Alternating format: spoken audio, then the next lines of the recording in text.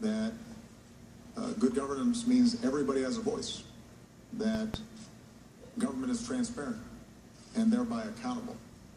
And even though leaders don't always like it, the media plays a crucial role in assuring people that they have the proper information to evaluate the policies that their leaders are pursuing.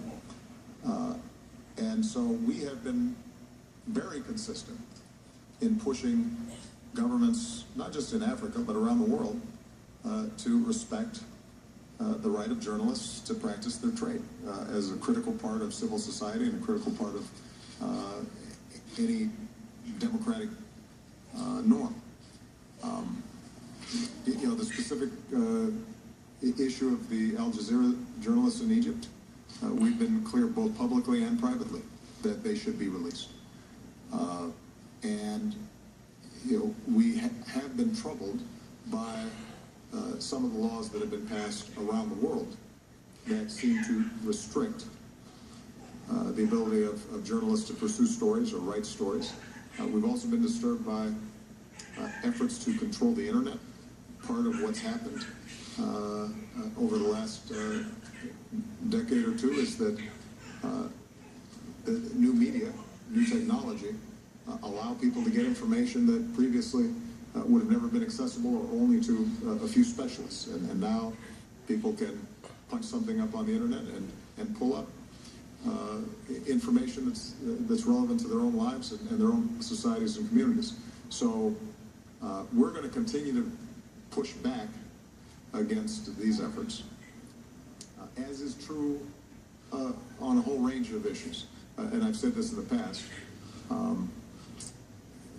Many times we will work with countries even though they're not perfect on every issue.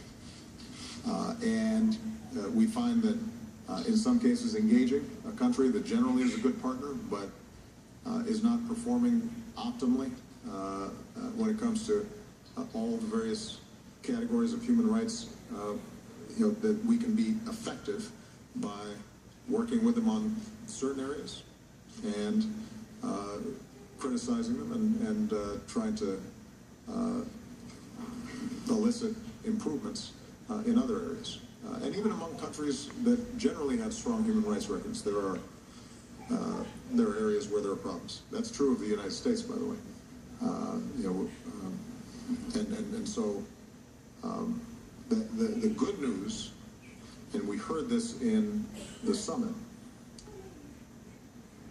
is that more and more countries are recognizing that in the absence of good governance, in the absence of accountability and transparency, that's not only going to have an effect domestically on the legitimacy of a government, it's going to have an effect on economic development and growth. Because, ultimately,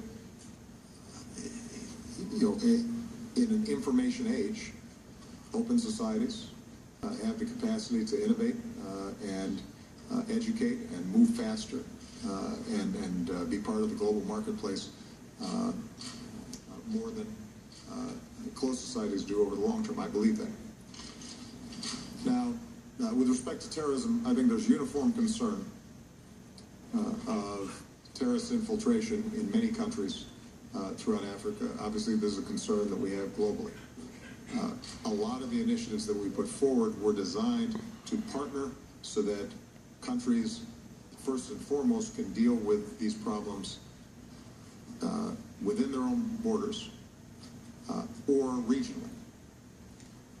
And the United States doesn't have a desire to expand and create a big footprint inside of Africa. What we do want to make sure we can do is partner with the African Union, with ECOWAS, with individual countries to build up their capacity. And one of the encouraging things in the sessions was a recognition that fighting terrorism also requires security forces that are professional, that are disciplined, that themselves are not engaging in human rights violations, that part of the lesson that we've all learned about terrorism is that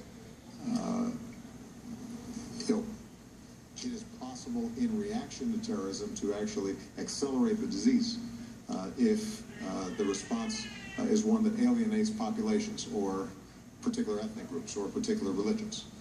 And so the work that we're doing, including the security initiatives that I announced today, I think can make a big difference in that direction.